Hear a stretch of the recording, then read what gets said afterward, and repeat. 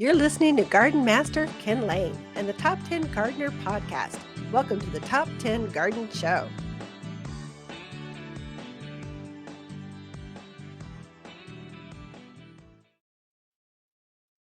And we are back with Lisa Lain in the studio. She comes each week with your garden questions. Just what are people talking about during this December holiday transition? If you're not drinking eggnog, what else are you doing out in the gardens? So that's kind of, we bring that to you each week. Welcome to the studio, Lisa. Thank you. So how have your holidays been so far? Are you done with the parties? I think we are done with the parties. No, we've got two more left.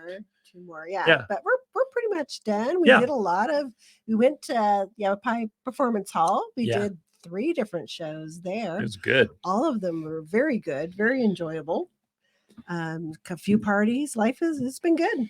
Yeah, we between the Finley Toyota Center out in Prescott Valley and Yavapai College, the YPAC or Yavapai College Performing Arts Center, Jim and Linda Lee got to put their names in it. They sponsored it. Between those two venues, this place is a great town to live in. It's a small town with all of the amenities, all the performing arts, and we have classic, like really good acts here. Don't forget the Elks too. Oh, and the Elks. There we go. I mean, just over and over. Beautiful little performance. That's right. This area really supports the arts, and it's nice to see. You know what I find? Because the beauty of retail is you get to talk to everyone. and we have a lot of folks that retire here, and you get to talk to them because now they've got time to garden. So gardening partly is a stage in life thing, and gardening, we call them active retirees. They just retired, they moved here, and they've got energy.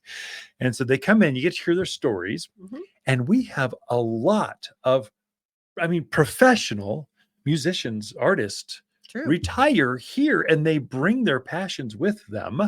And so we've got jazz, bluegrass, all these over the top actors, theatrics, over the top, and they still like to perform. So they come in and do that, and I think that helps us. And I have heard from folks that book shows.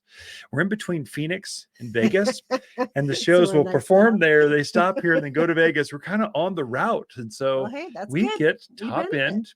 Seligman can't do that. Who else? Page really can't do that. Sedona can do that somewhat because it's kind of the same as us. Don't put Sedona down. It's a broadcast right over there. What are you talking about? I apologize. All my Sedona Cottonwood has some amazing art galleries and art. But they don't have a lot of concerts. Gotcha. They got the festivals. They got the festival stuff. Okay. Anyway, folks, come over when you're from that side of the hill. Visit and just tell us how wrong we are. You put Seligman down. Come on. They don't have it. That's a place where I want open. I like elk and deer and javelina roaming free in my gardens. And we should get back to garden stuff. Maybe we should do that. It's more of our forte. Yeah, let's just kind of do. Yeah. So what do we got? What are some questions people are asking? First question is from Tony. He bought an Austrian pine to use as a living Christmas tree.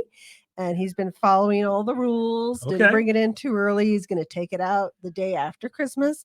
Just wants to know, how much time does he have now to plant it? Yeah, that's a good question. Does he have to get in the ground right away, or has he got some time? So Tony, don't feel rushed. So that container that it's been growing in, so we field grow those out in a farm setting like corn. Just we grow them out in the field because they grow faster, get fuller, chubbier when they're in the ground. And then we'll harvest those. We put them in a ball and burlap. So we'll dig a ball, we'll wrap it in burlap, and we put it in a pot a season before we actually bring it down the garden center. So it's already starting to root out. So you're in no rush to, I would say, get it in before next spring's growth. How about that? Is that enough time? Before the end of March. Get it in by then. Sooner the better, because you're not going to make less of a mistake. The more ground you have around that root ball, the more fudge factor you have. When you're just in this bucket, you've got to be spot on with the watering, basically. So you're going to water it once a week in the container. Probably in the ground, you'll water it once every couple of weeks. If you get a good deep soak, kind of really saturate it, you'll be good. So Tony, you're fine. The main thing, when you plant it like you would, like it's spring. So you want a hole that's 3 times the width, same depth. You want to amend it heavily. Evergreens, especially pines, junipers, cypress, like Arizona cypress, they need drainage. They don't like to sit in soggy soil. So you want to amend that soil to get out of there with some composted mulch. We call it premium mulch. Fertilize it with your all-purpose 744 fertilizer. Give it actually a root stimulator. We call it root and grow. It's a compound compost tea. Do all that stuff you would do any time of the year, even in January. Do it the same, and then give it a really deep soak. And then I would recommend for these living Christmas trees that are going out in the yard, after you're done enjoying the holidays, take it outdoors, let it get used to the cold again, because it's warmed up. So you'll want to put it outside under a covered patio, deck, entrance, up against the south side of your house, just someplace where it's tempered, but still cold. Put it there, let it sit there for at least a week. Then feel free to plant it at your leisure at that point, and you'll be successful. I would say too, some of the bigger trees, like we're selling some 6, 5, 6, 7 foot pine and conifers. Those things you really do want to stake, because we're going to see some snow, and if that snow settles on there and it flips over, it'll cause issues. It won't. You'll just have to go set it back upright. Just stake it, and you won't have to set it back upright, because that heavy snow, especially in late February, March, it's super heavy. So the trees want to lay over. So just stake it. So anyway, come in. We've got a handout for that, Tony. We can help you out. Okay. Too much information for one question, but there you go. By the end of March. Okay. So next question is from Dave in Chino. He says, the weather has been so fabulous. I want to be outside working in my yard.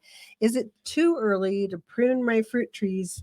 And second part of his question is it too early to spray the horticultural oil, or should you wait on that? Yeah, good question. So you can start pruning now. We generally say start at the new year and finish up by the end of March. That's the peak window.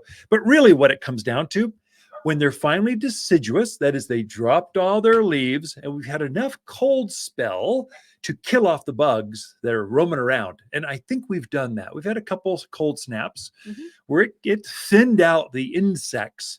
And those are the things that kind of cause disease to spread around. So if you prune it too early, that can happen. I think you're fine. Go for it. And the days are beautiful. So go ahead and prune all of those fruit trees, and then all the remaining energy that's going to come up from the roots back and form this next spring's flower buds and leaf buds. All the remaining energy will be focused in on those remaining bud grafts that are on that structure. So when you're done pruning, so start with deadwood and then focus on the structure, make sure air gets to the inside, do all that stuff that you do with your pruning. But going back to the question, go for it. Prune it now. I've been doing the same thing. Absolutely. Go for it. Yeah. And then finish up by the end of March. Horticultural oil. Yes, you can. I would say generally what we say is finish pruning, then spray the hort oil. And what the horticultural oil does, and it's January. You're thinking, there's no bugs out there. And you're right. You're not after the bugs. You're after the eggs they laid a couple months ago. That oil coats the bark area where they've laid all those eggs and suffocates the eggs, basically. And there are bugs there. They're hibernating in between the nooks and crannies, underneath the leaf mold, the mulch at the base. They're there. They just aren't active. They're hibernating like a bear or a squirrel. They're hibernating and waiting to come out when it's warm enough. That hort oil coats them, kills them off. So it just cleans a tree up so that you're starting out the spring season clean. So, and there's a lot of eggs out there, but I found aphids on some of the. Kidding me? Yeah, because the other day. Okay, yeah. So they're there. We've had some warm temps, and that sun warms everything up, and they go, okay, I'm moving, I'm active. Generally, we say prune first, just so there's less mass to spray. So it just makes your job easier. And so the bugs that are there aren't going to do a lot of damage, but aphids on yuccas, you should watch that. They can actually affect that heart, the core, so they can get on yuccas, agaves, some red tip botinia. They can get on some of those things. So check those things out. And if you see them, spray them right away. Don't let them stay. Don't wait till you're done pruning. Hit them now. So you just before they do some damage. So anyway, I guess the bugs are out. Those aphids, they like the cold season. They do. Great questions this week, folks. So Ken and Lisa Lain, the Mountain Gardeners, be right back after this. Hi, Lisa here with the plants of the week and our Arizona Gold Euonymus. An excellent choice for colored hedges and as tough as they come. This evergreen displays bold gold, head-high foliage that grows even thicker when sheared. A single shrub makes a bold statement, but in rows they make excellent visual and sound barriers. Waters Garden Center, 1815 Iron Springs Road in Prescott, where people who love bold gold hedges, they love to shop.